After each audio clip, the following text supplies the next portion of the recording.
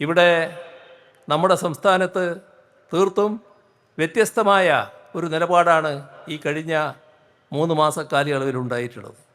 ഇത് നാം ഗൗരവമായി തന്നെ കാണേണ്ടതായിട്ടുണ്ട്.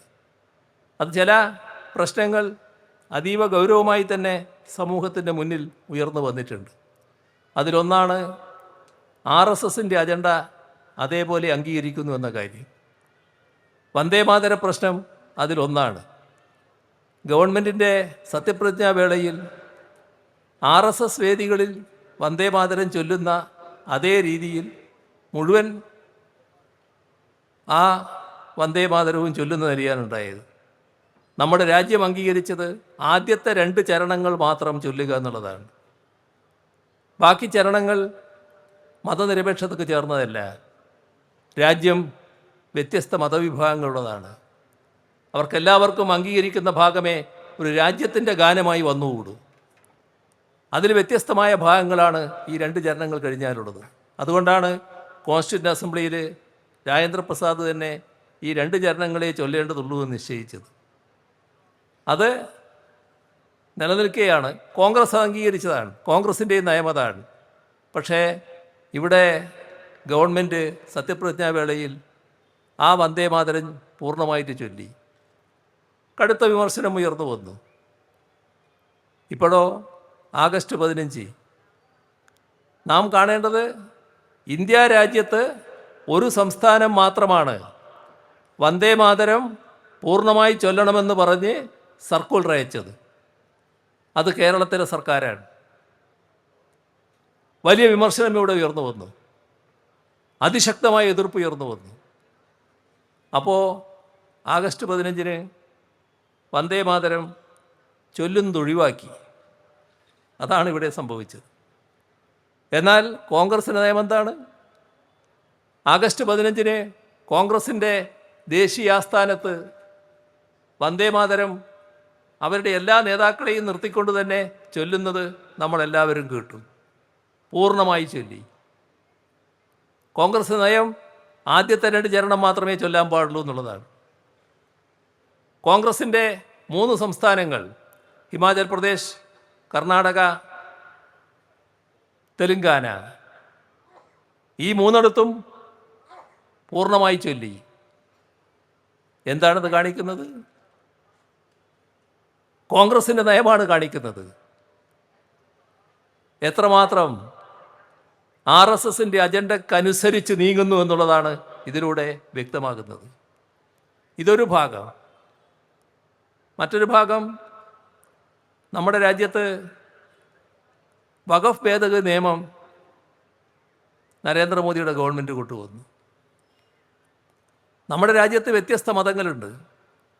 ആ മതങ്ങൾക്ക് ഒട്ടേറെ സ്ഥാപനങ്ങളുണ്ട്. ഓരോ മതത്തിൻ്റെയും സ്ഥാപനങ്ങൾ നിയന്ത്രിക്കുന്ന സംവിധാനം ആ മതത്തിൽപ്പെട്ടവരടങ്ങുന്നതാണ്. പക്ഷേ ഇവിടെ കേന്ദ്ര ഗവൺമെൻറ് ഇടപെടുകയാണ് ആ നിയമത്തിലൂടെ. മുസ്ലിങ്ങളുടെ കാര്യത്തിൽ വഖഫ് നിയമം, ഇപ്പോൾ വഖഫ് ബോർഡുണ്ട്. ആ വഖഫ് ബോർഡിൽ 2 അമുസ്ലിങ്ങൾ ഉണ്ടാവണം എന്നാണ് ഭേദഗതിയായിട്ട് കൊണ്ടുവന്നത്.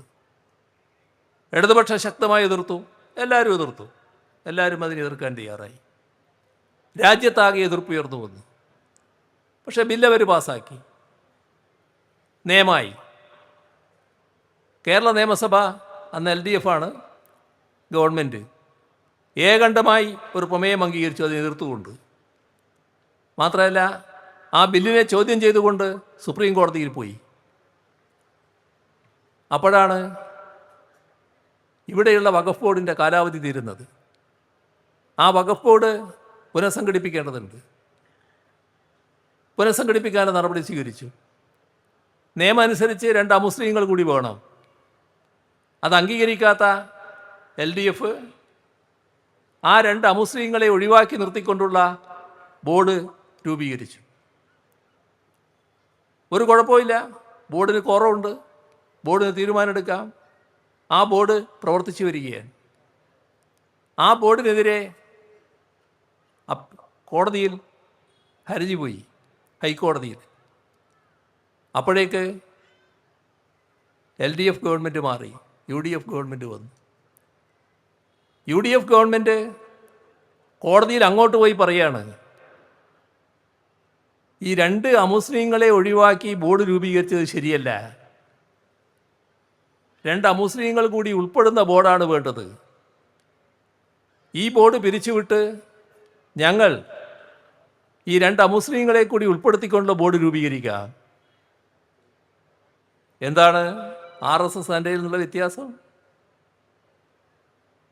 ഇത് ഇന്ത്യൻ മുസ്ലിം ലീഗിൻ്റെ ഒരു മന്ത്രിയാണ് ആ വകുപ്പ് കൈകാര്യം ചെയ്യുന്ന മന്ത്രി. അവരടക്കമാണ് ഈ വഞ്ചന കാണിക്കുന്നത്. അതിശക്തമായ എതിർപ്പ് എല്ലാ കേന്ദ്രങ്ങളിൽ നിന്നും ഉയർന്നു. ഇപ്പോൾ ചെറിയൊരു ചുവടുമാറ്റം,